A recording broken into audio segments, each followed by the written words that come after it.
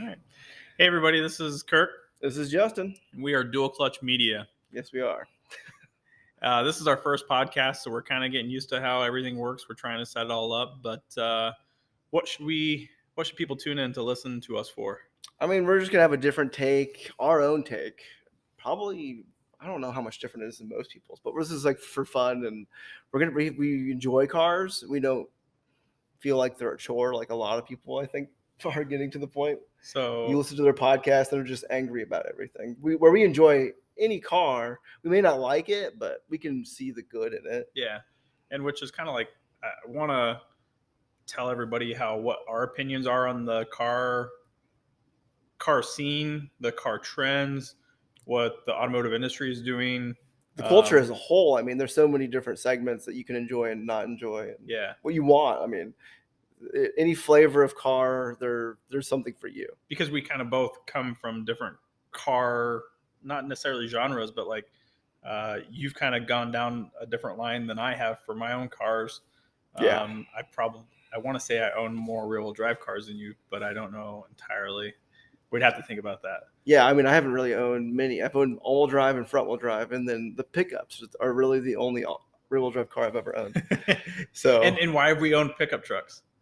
I mean, just because we have to get around in the snow, because we have a different like location than most, and like we also haul things. Yeah. So there's like different things that you need for your car. Like where if we lived in California, we could just have one really fun car and maybe a beater to get back and forth from work. Yeah. But we need trucks, we need trailers, we like to do fun stuff. Yeah. So we have a different take on trucks, cars. I mean, I've driven them all, and I know what I like more. But actually, I could enjoy all of it because I really enjoy my GTI a lot, and it's not like it's an enjoyment factor. It's not necessarily what exactly gets all the job done, but it's also like what provides the most fun. Oh yeah, it's the stupid factor. Honestly, like how stupid can you be in that? Because like if you have a Corvette, you have all that power. You can't be that stupid because you're gonna hurt yourself. But a GTI, 200 horsepower, you can be pretty stupid. Yeah, or like even Cavalier. Oh, we could. That's be so why stupid. Everyone loves the Miata. Yeah. Anyways, so why you should tune in is mainly you love and enjoy cars. You want to hear what other people have about their opinions, what you think that our opinions are. You want some comedy in your life because we're bound to be stupid. Oh yeah. We'll get some hot takes on some stuff. We're gonna drive new things pretty sporadically here, off and on. So new cars come out all the time. We're gonna have an opinion on it. Yeah. So I guess with that being said, Justin, introduce how you got into cars. What's been kind of your influence, and also like how you knew of me and you becoming friends, kind of more into the car world because we've got a little bit more of a past before cars necessarily. Oh yeah. Go ahead. Well, so I mean, what really got me into cars is my family overall. My grandpa was a General Motors manager in the service department for 25 years or so in Atlantic, Iowa, and I would go to all the car shows, all the things. They had Corvettes and Camaros, all these like huge muscle cars all the time. So I'm just like, those are really what got me into it. I was in my first car show at 7 with a Power Wheels Corvette. I still have it somewhere. But those are kind of like the roots of what I like. But then as I got older, Top Gear. I want to say I started watching it around season 2 when they just kicked James May off. They just got James May, not the other guy. I can't remember his name. But that got me into European cars. And that's kind of where I've sat. I like European cars a lot. They have a lot more refinement. They're the way they are is just more of what I like in a car. And I also like some Japanese tuners here and there, but they're still not like, I'll take a good BMW or a Volkswagen over like you're like, Japanese or, Corvette was my favorite car for the longest time, but it's just, there's not the quality in those things are just not what you'd want to get. Cause you can go get a BMW that's a better quality, more efficient and cheaper, and you can make it just as fast. Yeah. Because they call the Corvette a supercar killer, but you don't get the good stuff unless you start looking at Audi, BMW. That's some true supercar killer stuff. Yeah. You start modding those. Yeah. So what do you want to own, or what do you want to like get into in your automotive lifestyle going forward from where you're at now? We're in our mid 30s. Yeah. So, Well, our careers are just taking off, so I'm starting to make a little more money. I'd like to get into something with a 5-cylinder. Honestly, okay. I love the way they sound. If I could get an Audi TT RS, um, you know, it doesn't have a 5-cylinder, but a Golf R would be the next thing I'd get after the GTI. But that 5-cylinder is just a next level engine. So, I mean, I don't think I'd want to get anything until I could get a 5-cylinder because it's just really that next pinnacle of a car. You get that sound, you get that punch. It drives very similar to the GTI, which I would like because I do like the way that drives. And then maybe with some like cheaper, like we're gonna start getting some more mess around cars, or like rear-wheel drive BMW, start doing some autocross track stuff with some of these E30 BMW or E36 BMWs. Yeah, E46 because they're the E40. cheapest right now. Well, like kind of getting into that and just just go wherever that scene takes us and have a good time with it. I mean, it's just that enjoyment is about car culture, and if you're not enjoying what you're doing, you want to change it up, really. So, From your perspective, how do you remember us, like, because we ran cross country together, and that's not necessarily how we. That's not why we were friends, though. Because I remember when we first met, I was like, you were in the gutter putting toys down it. I think you were like 11, 10 or 11. Yeah, you were throwing crazy. Like boats down the gutter. I'm like, yeah, let's do that. That sounds fun. Like you live right down the street, so we messed around and hung out that way. And then we've always kind of been friends since then. And then cars got us closer and closer. Yeah. You got the Monte Carlo and the motorcycle. We started messing around with that, subwoofers. And I mean, I think video games, honestly. Because we started playing PlayStation and PlayStation 2. And then it kind of just catapulted from there because we drove those stupid Need for Speed cars that were just like over the top, Fast and the Furious. I mean, not over the top anymore. Look at Fast and the Furious now. They're the same car. Yeah. But that's kind of where it's all catapulted for our friendship. Yeah. As we started with just throwing toys down a gutter and then ramping cars off roofs. Like we got RC cars. Not real cars. Yes. Yeah. We gotta make sure we state that, I guess. But yeah, I mean, we just had fun breaking stuff from a very early age, including all of your cars. So I remember, I mean, we enjoyed running when we were younger, so we kind of had that need for speed. Oh yeah, that was kind of our competitive nature. Yeah. So we both grew up in small town Iowa. When I say small town, roughly about 8,000 people, and there really wasn't a whole lot to do besides. We either get a drink and party or do stupid stuff in cars. Yeah, and I didn't like to drink, and I still don't drink, and we wanted to have exhilarating fun, and there wasn't a whole lot to do. I mean, there was farms, there was combines, and there was tractors, stuff like that. Gravel roads where you can drift cars. Yeah, and you had a horrible experience with gravel with the Cavalier. Yeah. We'll get to that in probably another episode about craziest time. We'll just talk about our accidents. Yeah, that'd be bad. Anyways, so what got me into cars? I think playing video games was probably one of the biggest things that really got me into it, because I remember playing a test drive video game on PC, and it was with monster trucks. And my dad always had random cars, but the thing about that was my dad never had anything that was like crazy cool, I would say, but it was more so he had vehicles because he needed them to get to work or do what he needed to do. The neon, the trucks. Or like even further back when I was growing up, he had the Jeep, and he thought that was cool, and I thought that was cool. I own the Jeep now. It's a 67 CJ5, so it's, I'm super glad that I kept that.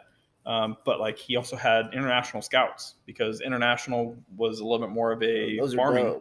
Now the resurgence and cool factor for the International Scouts or anything International is just going. Yeah, who would have thought? Yeah. And my dad was like, these are hunks of junks. They're just rust out. But they got what they needed to do. So playing video games, and then obviously I think Fast and Furious was a huge. Oh yeah, especially that first one. Influence for a lot of people. Yeah, it was. It was that first one that, like, oh man, people are doing this with cars. We're a small town Iowa, so we have no clue what's going on the coast, and that was a time when social media really wasn't big, and Facebook didn't come out until after my senior year in high school. So I mean, Yeah. we had MySpace, I think. Was Yeah, it? MySpace. Oh And man. that wasn't like, it was more about talking about to your friends and stuff. It wasn't like getting out Yeah. to culture. Yeah. So uh, that got me into cars, and then it was kind of like my first car was a 1985 Dodge Diplomat. If I can find a picture, I'll show it up on the video that we have. But after that, I bought my dad's Monte Carlo, which we had a little bit of fun with, and we thought putting We put straight pipes with Cadillac resonators on it. either Cadillac tips. I wouldn't call those resonators, but That's what the exhaust guy called them. He called them yeah. exhaust resonators. Oh man! And then I was like, I want a little bit more noise. So your grandpa cut like a little line into it, basically A an hole, exhaust leak. And I'm like, this sounds so cool. Just a fancier exhaust leak because it was Yeah. straight. But ever since then, I've kind of gotten into a little bit of everything with cars. I've gotten into Pontiac a little bit. I've gotten a little bit of Dodge. I've had a few Hondas here and there. The Focus. Oh yeah, I had the Ford Focus ST. I've had a lot of different brands, and I've really enjoyed them all. Currently, I'm kind of on my BMW kick. You had a Subaru kick prior. I had a Subaru. Oh yeah, I went through my Subaru phase. Subaru wagons were your thing. All wagons. All wagons. All well, wagons back then it was just the Yeah. legacy. Yeah. So, but that's kind of where my influence and where I am at right now. And going forward, I think I like my cheap cars because I can beat them up and not care. They're not overpriced as heck right Yeah, now. of All course these I would cars, like a reliable car that I could just daily, which makes me scared that I'll find a Honda Civic or a Toyota Corolla. Yeah. But Well, that's just the Corolla, but- whatever GR. I mean, yeah, but that's where those cars have a purpose in place, just Yeah. like our trucks. Oh yeah. You know, while we've got a project car going on, like I have a project car, you've kind of got a project car going I on. got a couple of them. Yeah. Yeah. So, and I think that's come with age is where we can have a little bit extra money to do those fun things that we wanted to when we were younger. Yeah. That's what helps with refining our taste too, because like we're just all over the board with what we wanted as a kid. Because it's like, oh, I want this, but I want this, but I want this. But Yeah. the older you get, like I don't care about the audio and subwoofers as much. Do I No. want a good system? Yeah, it's fine. But Yeah. I want my car to be like fun and quick. And, Usable. Yeah, usable. I mean, that's So- about it. I mean, interior space is not my jam anymore as much Yeah. as like fun. Yeah. Well, that's kind of our intro, guys. We hope that you guys tune in for more. This is just going to be kind of some banter back between Justin and I about how we see the automotive industry. We're also going to get into talking motorcycles. You Yeah. really haven't. Have you owned a moped? I owned a moped. Yeah, it was fast. 40. 40 mile an hour top speed. Fastest you should go on Maybe- 2 wheels. No. Two Well, wheels for are you, dangerous. yes. You will go faster on boats. Anyways, we'll talk motorcycle stuff. We'll talk automotive stuff. We'll Anything talk with an engine, really. I mean, Yeah. So we'll have some fun. we have hot takes on anything. Drones, heck, those are cool as heck. Yeah. So anything that kind of interests us, that's what Dual Clutch Media is about. Is about automotive fun and Events that go on in our area. We live in the Midwest. I know there's not Yep. a lot of people that cover the Midwest, so maybe that would give people Oh, yeah. a lot of like enlightenment on how cool the Midwest car culture is. Because like people focus on the East Coast, West Coast a lot, Yeah. but what about the Middle Coast? Yeah. So We don't I kind of hope that our channel turns into something similar to Fastlane Daily. Yeah, I mean that's like one of Um, our favorite YouTube channels from back in the day. Yeah. We watched it with Derek D'Angelos. I think Yeah, that's his name. D'Angelo. Yeah, he. Unfortunately, their channel got canceled, but I think we've always kind of wanted to take on something like that, and that's where like a lot of our Oh yeah, uh, aspirations. yeah. are really in there. You know? like that, but different. So Yeah, in our own way, and yeah, we'll do some YouTube videos talking about cars. Maybe we'll get some guests on talk yeah. if we ever get popular enough. We're gonna bring some guests on. Or That'll just be for even sure. the car guys in the area. So. Yeah, exactly. So, but if you guys have any suggestions, email it to us dualclutchmedia.com. No, dualclutch@gmail.com. dualclutch@gmail.com. If you have any questions, concerns, want us to talk about something that is going on in the Midwest as far as cars, if it's easy to get certain cars, because we kind of look into that. Yeah. Because like Teslas were hard as heck to get in Iowa for a long time, Yeah. but now they're not. But now we're getting into news. Yeah. We need to have a news segment. We need to have like what's going on in the Midwest area. We'll get more focused. Yeah. We're just and dual clutch is spelled DUEL. And why do we call it that? Because DUAL was taken. No. Oh.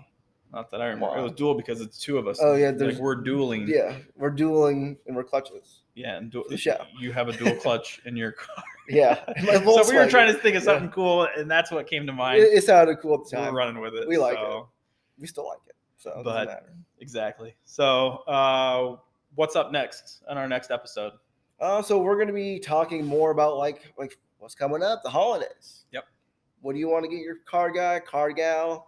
What do you want to get for yourself on Black Friday sales? I mean, there's so many things you can do. It clearly says from Santa. Yeah, it's like, hey, this isn't from me. I didn't buy this from me. So, yep, we're going to be trying to compile a list of 5 items, each of us, for under $100 that you can get either yourself or your significant other that's into cars and automotive stuff. Yeah, and we'll throw one meaningful, like, higher-end item if that's something you'd want to do, too. Like, we'd really like, that would be like a memento or, I mean, those big racetrack placards or those are all cool. Linear design, I think. Yeah. And then after that, we're going to talk about how car culture has changed since we got into it in the early 2000s, and what also has kind of come back. The resurgence of a lot of different like Japanese culture, car culture stuff that's going on. I mean, it's neon underneath cars, which I thought it's more was on pickups than dead. Yeah, that's on pickups. Other cars. Oh man, what I've seen. We also need to have like a TikTok of the day. Of the week. Yeah. So, anyways, we can do because that's what's new apparently is this tickety talkety. TikToks, just reels. People like that short form video. Yeah. So, anyways, thanks for tuning in to Dual Clutch Media. Yeah, I hope you enjoyed it. Leave a comment, subscribe, let us know what's going on. Yeah. See you later. Kirk out.